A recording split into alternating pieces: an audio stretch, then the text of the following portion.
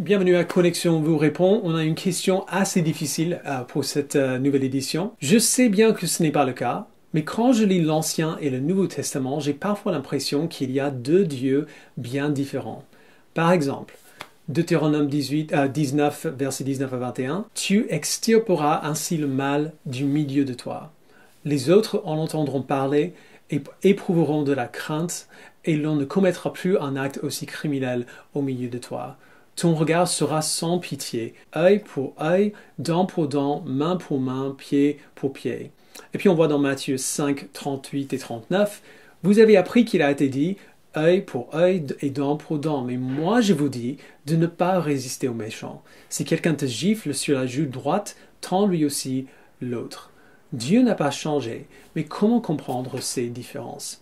C'est une très bonne question. Il faut savoir que tous les chrétiens luttent par moments avec cette question. Moi-même, quand je lis certains passages de l'Ancien Testament, je suis un peu mal à l'aise avec la dureté de la loi de Moïse envers ceux qui enfreignent la loi contre les nations païennes qui entourent Israël. Mais évidemment, la Bible n'est pas sans réponse. Pour répondre de manière compréhensive à cette question, il faudrait faire toute une série, rien que dans le Sermon sur la montagne, car quasiment à chaque fois que Jésus change de sujet, il parle d'une autre loi avec un autre contexte qui va avec. Mais il y a un principe qui peut aider à réconcilier ces deux aspects de Dieu qu'on voit, qui semblent parfois contradictoires. Ça ne répond pas à chaque cas, mais ça permet d'en aborder pas mal avec plus de sûreté. Et c'est le principe de la révélation progressive. On en a déjà parlé pas mal de fois dans l'Église. Dieu ne se révèle pas tout d'un coup, mais de façon progressive au fil de l'histoire de son peuple. Il se révèle petit à petit en donnant de plus en plus d'infos sur lui-même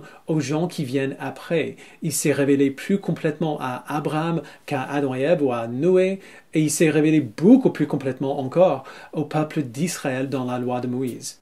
C'est comme dans toute relation que nous avons avec qui que ce soit. On apprend à les connaître avec le temps. On ne réalise pas tout ce qu'il y a à réaliser sur quelqu'un lors de notre première rencontre. Eh bien, dans la loi, Dieu a dévoilé son caractère à son peuple sous bien des angles. Il leur a révélé dans sa loi sa sainteté, sa justice, sa pureté, sa colère contre le péché. Mais il n'a pas dit tout ce qu'il avait à dire sur lui-même, et ce qu'il a dit se voit souvent de manière un peu différente quand on le voit dans un autre contexte. Ce qui a suivi la loi ne la contredit pas, mais la complète. Dans Deutéronome 19, verset 21, quand il dit « Ton regard sera sans pitié, œil pour œil, dent pour dent, main pour main, pied pour pied », il le dit dans un contexte et pour une raison bien précise. Cette loi a pour but d'extirper le mal du milieu du peuple et de décourager le crime dans le pays de manière générale. On voit au verset 19 et 20. Toute la loi est donnée afin de montrer le caractère saint et juste de Dieu.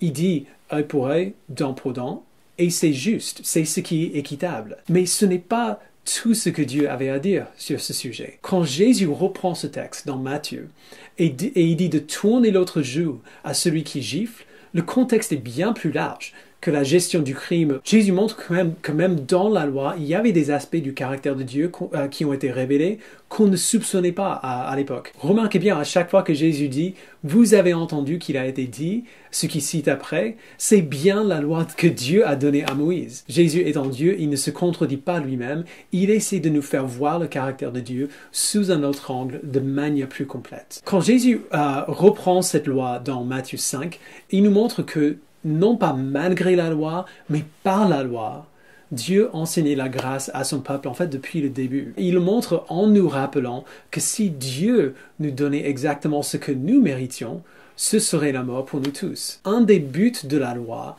c'était de montrer au peuple à quel point ils étaient incapables d'y obéir. Et tout de même, Dieu reste fidèle envers eux.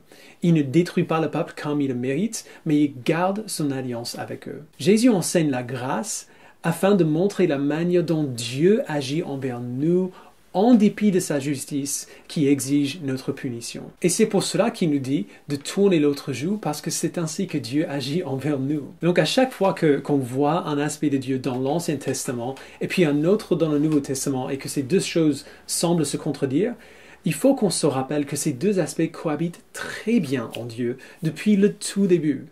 Mais qu'au fil du temps, Dieu veut nous montrer de plus en plus qui il est. Et on le sait parce que les aspects de Dieu qu'on aime dans le Nouveau Testament, donc sa grâce, sa compassion et sa miséricorde, sont bel et bien présentes dans l'Ancien Testament. Le peuple n'est jamais fidèle.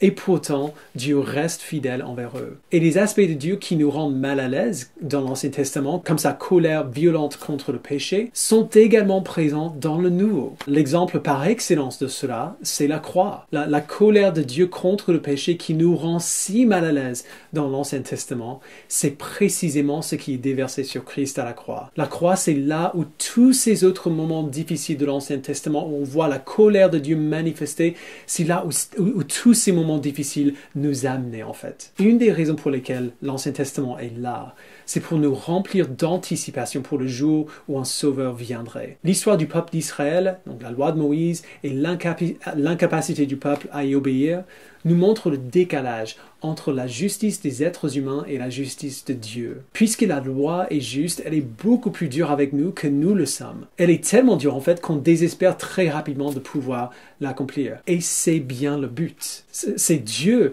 qui nous donne l'Ancien Testament afin de nous donner envie d'un sauveur qui accomplit la loi pour nous et afin de satisfaire cette envie dans la personne et dans l'œuvre de Jésus-Christ. Voilà, j'espère que ça clarifie un petit peu les choses. Merci beaucoup pour la question. À très bientôt.